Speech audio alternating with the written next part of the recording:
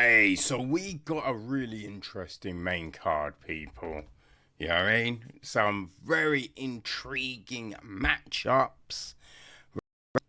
Um, and we start off with the middleweight, right? Ikram Aliskerov against André Muniz, which is very intriguing, right? So Aliskerov, he's 32, 6 foot, 76-inch reach, coming off a loss in his last fight. Right, he's 2-1 in the UFC, came via the Contender Series. That last one was Robert Whittaker. You know, he looked good right up to that point. You know, he beat Phil Hawes, he beat Wally Alvarez. Right, so it's just like, all right, let's give him that test. Let's give him that test, right? And yeah, it didn't pay off. Didn't pay off. Whittaker really just put it on him, right? And that was Whittaker coming off losses. So you know what I mean? He was hungry Robert Whittaker, you know. So he got that. Now, he is going up against, I don't even know how you say this, Sergipano. I don't know what that means, right? It's obviously Brazilian. André Muniz. It's 35, 6'1", 70-inch reach, coming off a win in his last outing. Right, he is 6-2 in the UFC. Came via the Contender Series. Right, was on a couple of times. Beat Young Park, split decision. Now that was in 2023, so he's been out a minute. Right, he lost to Paul Craig. When Paul Craig moved down his first fight at middleweight, he got a stoppage, which was kind of crazy. He lost to Brendan Allen, beat Uriah Hall, Eric Anders, Jacare Souza with an armbar, which is like, ooh, interesting, right? Interesting. So he's got some very good wins. He's got some very good wins. He's got submissions. Right, he's got the full gambit, guillotines, triangles, darces, you know what I mean? Not bad. Some arm bars there as well. Rear nakeds. Actually, rear naked got him into the UFC. Right, that was on the Contender Series. So he's definitely got a full gambit of skills, and I think that could be the thing that separates these. That could be the thing. Now, as I said, look, Aliskerov is skilled, right? Is skilled, was a little fast-tracked, and sometimes that works, right? Sometimes people, show that, they deserve to be in that conversation. Other times it doesn't always pay off. For Aliskerov, it didn't. Now that could dent his confidence for sure. Right, we've definitely seen that happen. Definitely seen that happen. And he does have some subs himself, right?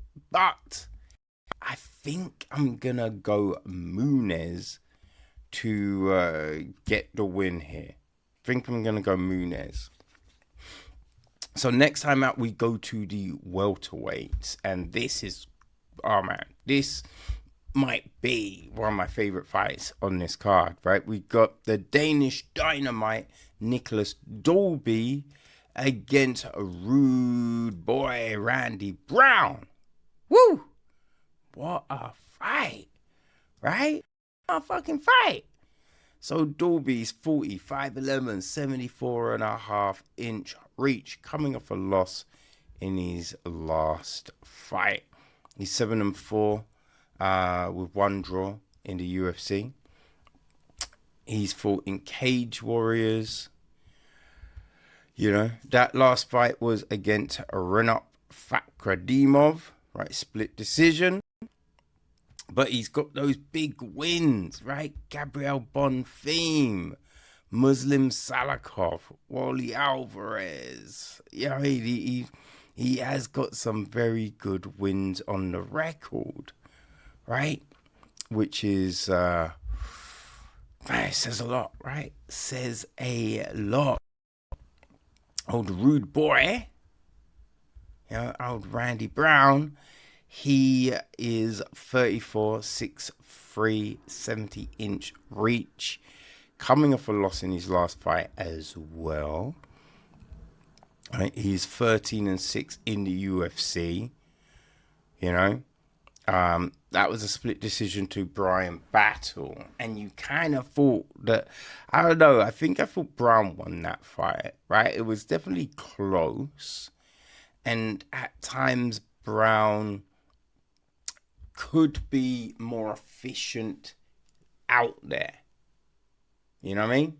Could be a little bit more efficient, right? Sometimes the optics don't always work for him, right? Because he might be backing up and things like that. But, you know, I think they both fought Muslim Salakov. They both got wins, right? Brown knockout in the first round was crazy. Alexei Zaleski was a good win for Brown. You know what I mean? So they've got good wins. And I think Brown is like the loss to Jack Della Maddalena. He was looking really good in that fucking fight. But he backed out with his chin up and guard down, which then got him clipped.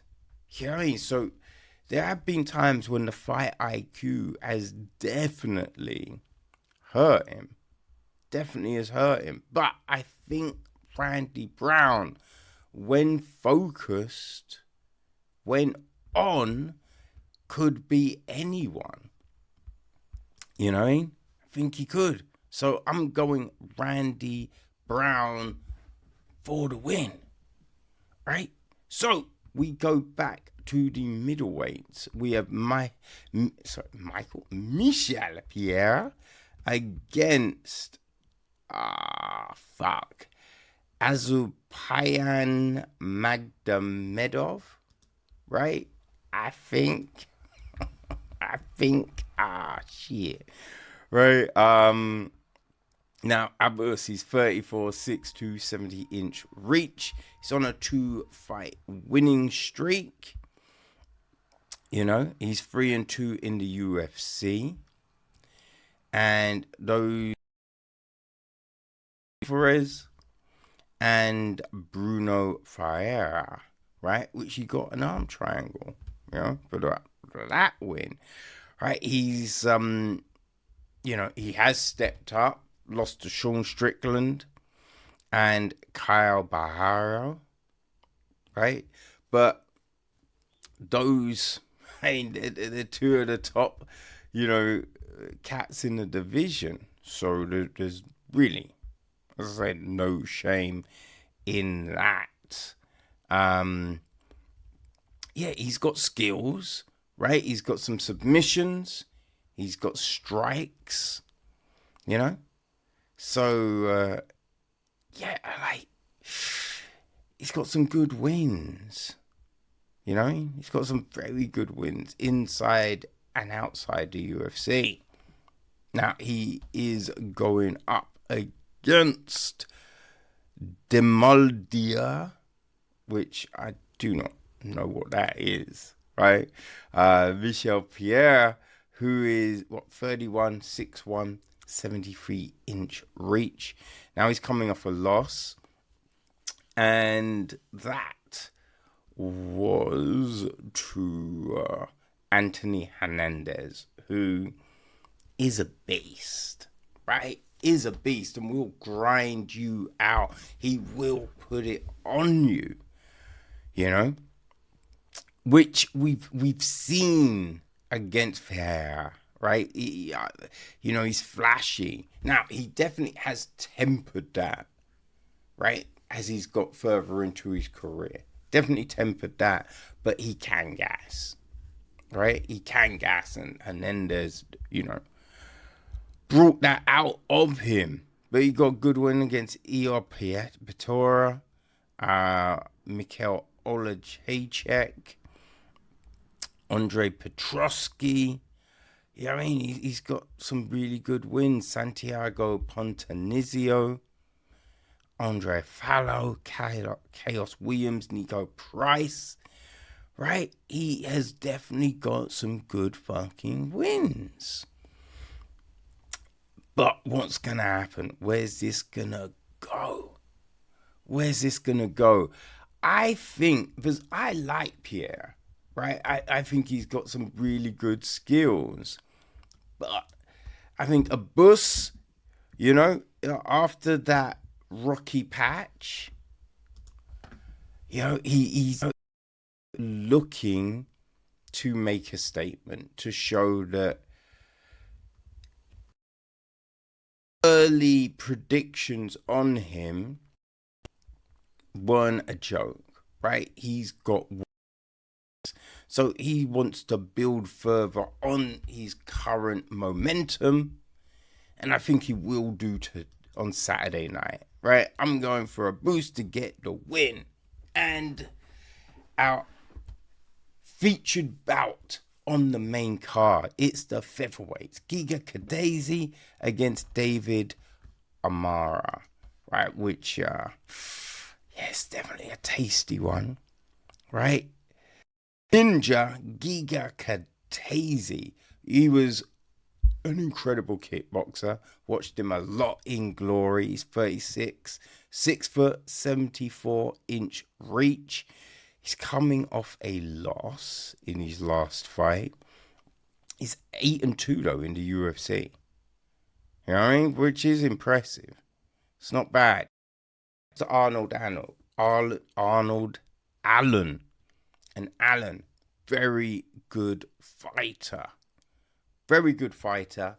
Kind of underrated because he's, he's not one of those brash cats, right?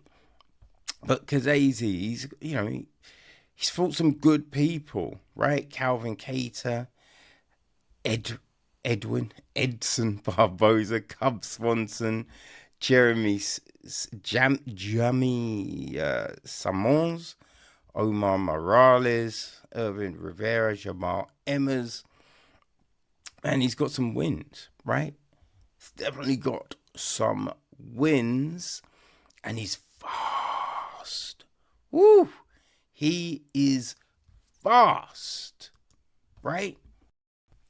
But he against the silent assassin, David Onama, who is 35, 11, 74-inch reach and on a 3-fight win streak.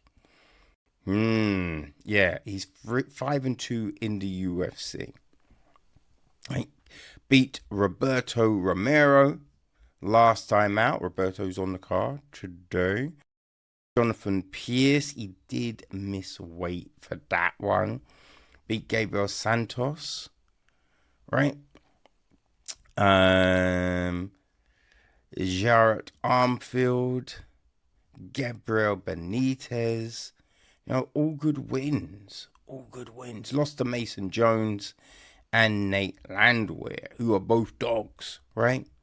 Both dogs. But, Onama, he's knocked people out. He can go the distance.